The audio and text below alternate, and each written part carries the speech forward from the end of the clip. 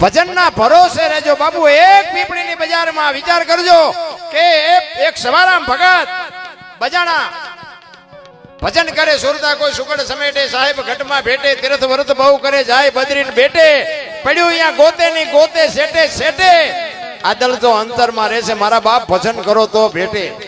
આ એક શબ્દ જબુમાને વાગી ગયો અને બાપુ કામ થઈ ગયું જબુમાનું। વિચાર કરજો સવારામ બાપા પ્રજાપતિ પીપળીના જબુમાં બજાણાનું એક વાણંદની દીકરી બજાણિયા હાકની આપડા રહી જાય ને બીજા કરી જાય જો હુજે તો ચિત્તની શાંતિ મનની પ્રશંસા દિલની દાતારી ગુમડાની રોજ અને ટાટિયા તાવની ટાટ એટલું માલકોરથી આવે। એમના મગજમાં બે એવું જ નથી પણ ચારે બાજુથી બટા ચટ્ટી બોલે ને પછી ભજન હુજે। બાકી પૈસાની પથારીઓમાં હુજવાનું નથી। કહેવાનો મારો અર્થ એ છે સંતોની બલિહારી છે કાયા જેની કુબડી પડછંદ જેના પ્રાણ સંત સુરા નિપજાવતી હોરઠ રતનની ખાણ છે। મને એક બાપુએ કીધેલું આ સત્ય હકીકતની વાત કરું। મને કે દરબાર તમે પૈસાનો વહીવટ કોઈની ન કરતા। આમ આમ જોઈએ તો એમ દાંત કાઢવા જેવી વાત છે પણ સંતોની એક ટકોર હોય। મને કે પૈસાનો વહીવટ તમે કોઈને ન કરતા। મેં કીધું કેમ? મને કે તમે દેશો પાછા નહીં આવે। મેં કીધું એવું બાપુ થોડું હોય બધા એવા થોડા હોય? તો કે હું તમને નથી કહેતો હું તો તમને ખાલી એક ઈશારો કરું છું બાકી આ ખતરો તમારે કરવાનો। પછી મને એમ થયું મેં કીધું આમ તો વાત હાજી અત્યારનો સમય એવો સારા લઈને કોઈ દેતા નથી પણ તો આપણે હકણાત ન રહી અખતરો કરી એટલે મેં કહ્યું બધા તો હારા એવા ન હોય। એ બાપુએ કીધા પછી મેં 7 જણાને આપ્યા હાથ હાથે બૂસ માર્યા। બોલ હાથે હાથમાં એકે હારો ન નીકળ્યો। ત્યાં આપણે એમ દેખાય સંતની જો ટકોર હોય ને એક આપણને નોર્મલ દેખાય પણ 100% બાપુ એક ખીલી મારી દીધી હોય એમ કેવું હોય તો કહી શકાય। નગર આટલું જાણ્યા પછી તો બાપુ મેં નક્કી કરીને આપ્યા છે ને કે આ માણા તો લાખ રૂપિયાનો છે આવી જ જાય પણ હાથમાંથી એકેય ન આપ્યા। એટલે સંતની ભાષા આપણે સમજીએ કે એવું નથી કારણ કે સંતો છે એ સંતો છે। કારણ કે અમારા ગુરુ મહારાજ તો એવું કહેતા કે સાધુ હામો મળે જો તમે સીતારામ ન બોલી શકો ને તો મરી જાય કે તમને જીવવાનો કોઈ અધિકાર જ નથી। સાધુ હામો મળે અને બાપુ સીતારામ એટલું જો ન બોલી શકો તો તમે આ જીવવાને લાયક નથી બાપુ। હવે આપણે જો સીતારામ ન બોલીએ કે તો આપણે બીજું કરવાના શું? કહેવાનો અર્થ મારો એ છે કે બાપુ છે ને આ એટલું બધું હેલી વાત નથી અને માણસ છે ને માણસ હલકી વાત કરવામાં એટલા બધા સારું કોઈનું બોલવા રાજી જ નથી સારું કોઈનું કરવા રાજી જ નથી। એટલે માણા તો ગમે તમારું મારું મોડું કેમ બોલવું એ જ એનો હિસાબ હોય। હું તમને એક ભરથરીનો દાખલો આપું કે પિંગલાનો દાખલો છે ને કે પિંગલા અશ્વપળ પાસે ગયા હતા આવું હતું ફલાણું હતું ઢોકળું હતું પિંગલા ભરથરી સાધુ થઈ ગયા। તો તમે એવું માનો છો કે ભરથરી 92 લાખ માળવાનો ધણી હોય એનું બૈરું જેવું તેવું હોય? પણ એનો એક પ્રસંગ મેં એક સંત પાસે સાંભળેલી વાત। એકવાર ભરથરી શિકાર કરવા માટે જંગલમાં ગયેલા ને 4-5 એમના હારે સૈનિકો હતા। શિકાર કરીને એક ગામડાની બાજુમાંથી નીકળ્યા ને એક શમશાન યાત્રા જતી હતી। શમશાન યાત્રા જતી હતી। શમશાન યાત્રામાં પુરુષો બધા જતા તેમાં એક પાછળ એક બાઈ છે ને બાઈ બાપુ માથા પછાડતી જતી હતી વાળ તોડતી જતી હતી રોતી જતી હતી। એટલે ભરથરી ને એના સૈનિકો બધા આમ એક બાજુ હાલ્યા જતા એને એમ થયું કે શમશાનમાં બૈરા ન જાય પણ આ બૈરું કેમ જાય છે? આ બૈરાને શું હગું થતું હશે? એટલે આમ શમશાનની બાજુમાં આમ ઘોડા ઉભા રાખીને એક બાજુ જોવે છે કે આપણે જોવું છે આ બને છે શું? બેન ને બે જણાએ પકડી રાખી છે અને બેન ને કહે છે કે ભાઈ બનવાનું હતું જે બની ગયું ફલાણું ઢોકળું આમ ને તેમ ને એ લાકડા ગોઠવીને એ ભાઈને એમાં એની માથે ગોઠવી અને દિવાળી મૂકીને અગ્નિ પ્રગટી ગઈ અને બાઈએ બાપુ જોંટ મારી નીકળી ગઈ હળગતી અગ્નિ માથે ચડી ગઈ। ભાડ ભાડ ભાડ ભાડ ભાડ બાપુ ભરથરી જોવે એમ એ દીકરી જીવતી હળગી ગઈ ઉકારો નો ઈ તો હળગી ગઈ પણ બાપુ ભરથરીને વાઠ્યો હોય તો પાણાની મૂર્તિ જેવો થઈ ગયો કરે તારી ભલી થાય તારી જીવતી હળગી ગઈ। મારે પૂછવું છે કે આ મરી ગયો એ બેન ને શું હગું થતું હશે. એમાં કોઈ ભાઈ નીકળ્યો ને એટલે એને પૂછ્યું કે ભાઈ આ બેન જે અગ્નિમાં હળગી ગયા એ કે જીવતા હું કામ હળગી ગયા. એ કે જે ગુજરી ગયા ને એના ઘરવાળા હતા, એનો પતિ હતો. અને ભરતરીને એમ થયું ઓહો હો આ પતિ પત્ની એનો કેટલો પ્રેમ છે, કેટલો આમને એક પોતે જીવતા જીવ એક જીવન મરણ છે કુદરતનો ખેલ છે, પણ આનો પ્રેમ કેટલો હશે કે પોતે જીવતી હળગી ગઈ. ભરતરીનું મગજ બાપુ કામ નથી કરતું. ઘરે આવ્યો, ઘરે આવીને હિંડોળા ઉપર બેહી ગયો અને પિંગળા આવીને પૂછે છે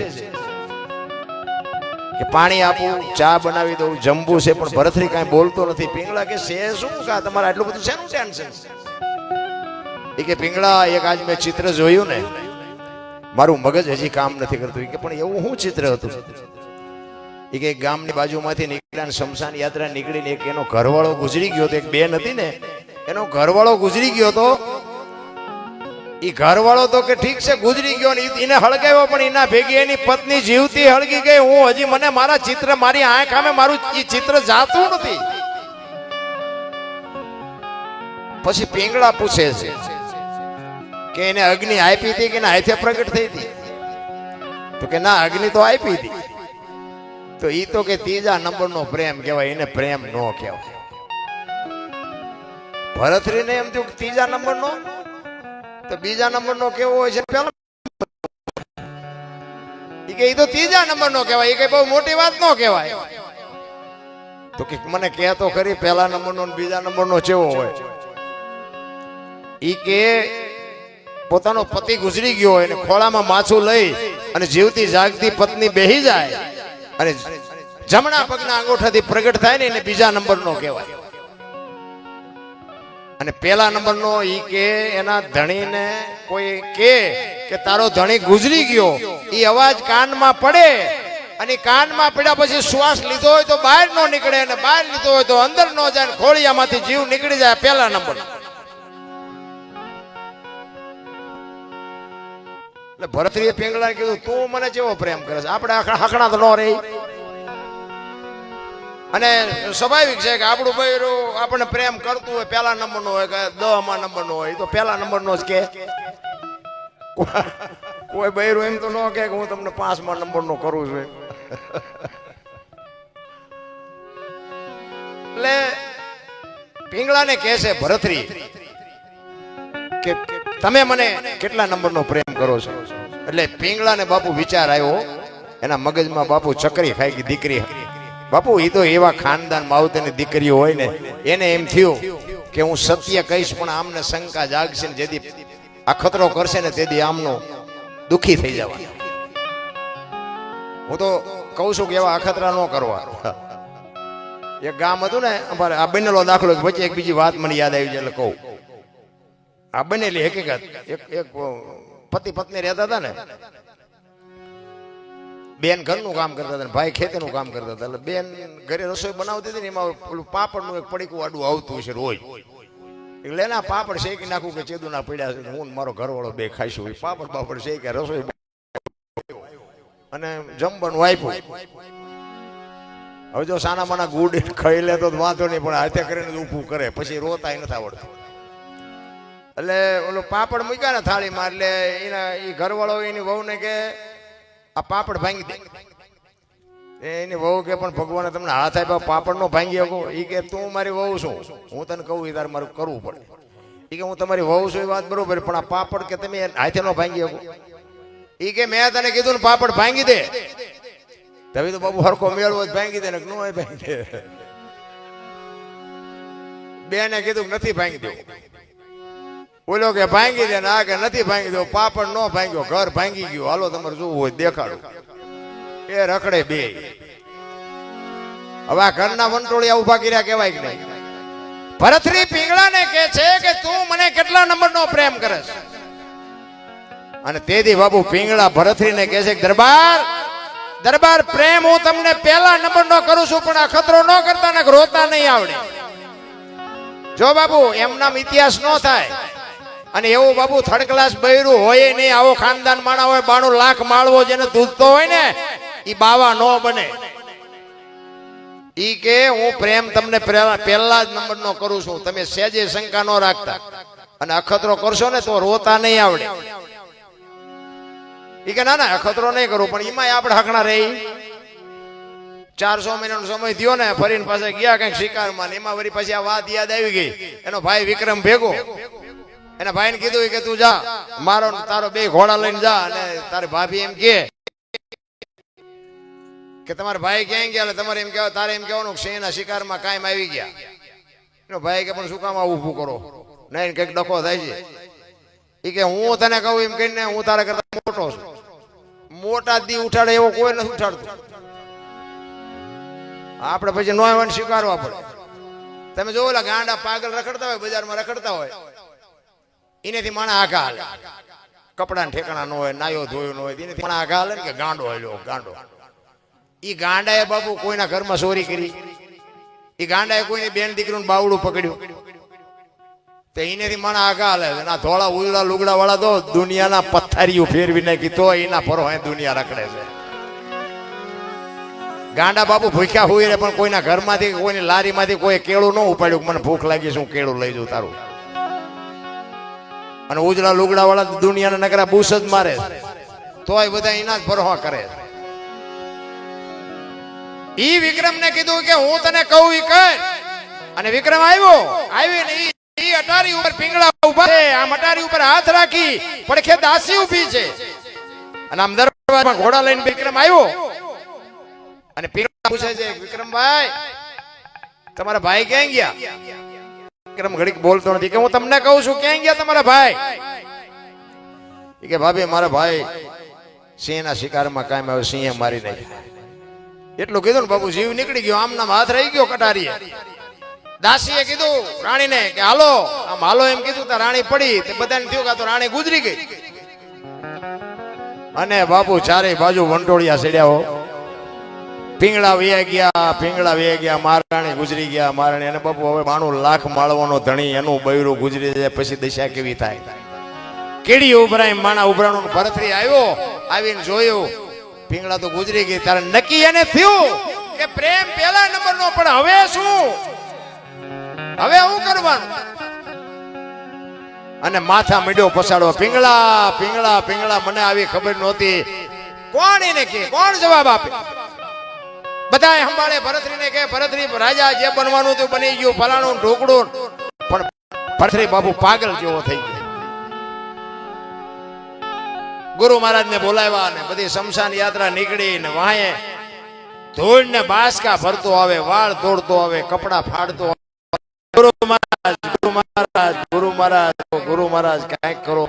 ગુરુ મહારાજ માંથી બાપુ મીઠા પડવા, એ દરબાર તમે ઊભું કર્યું છે ને,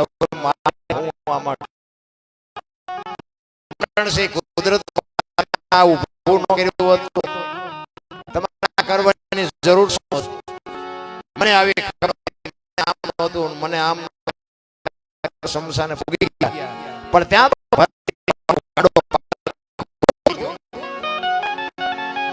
ગુરુ મહારાજ ને એમ થયું કે ભરતરી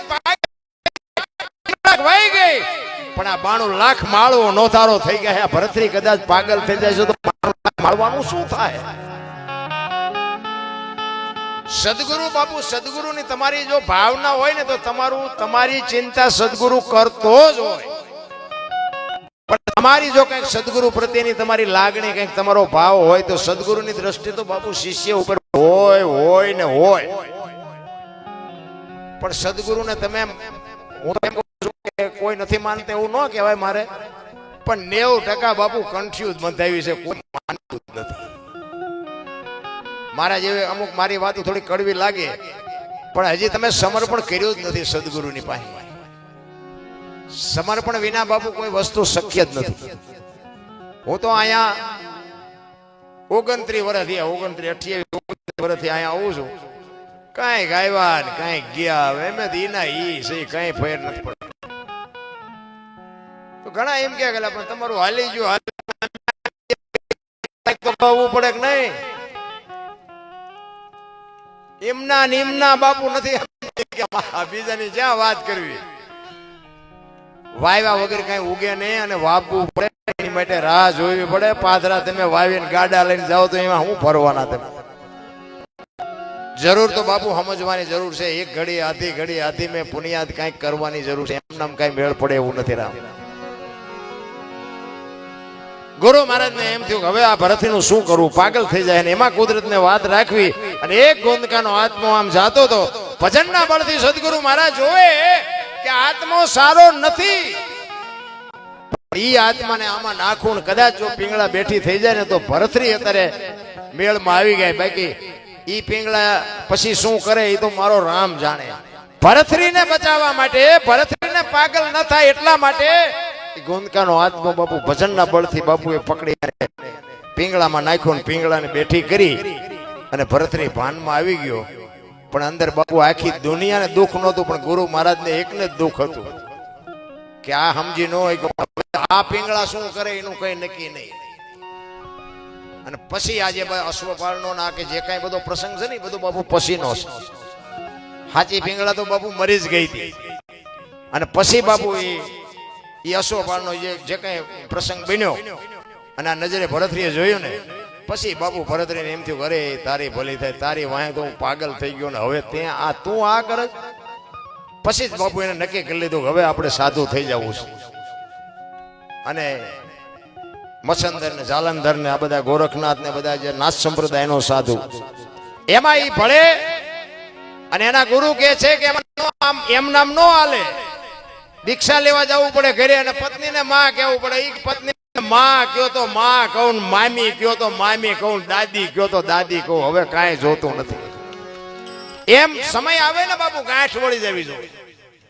આપણને શું છે હાકડમાં આવી ત્યાં હનુમાન ચાલીસા ચાલુ કરી એટલે હનુમાનને ખબર જ હોય બેટા મારા તું કેટલા વખત બોલ્યો છો, બધી ખબર છે. એની પાસે નો ન હોય. આપણે એને ઉલ્લું બનાવી એ નો પતે. ઘણા કે ભજન કરો ભજન કરો, પછી ચમ કરવાનું ઊંધા માથે થવાનું. રાતે 12 વાગે જાગો, નાવ, પછી કે આમના મોઢે બેસજો, ચોખા ઘીનો દીવો કરજો.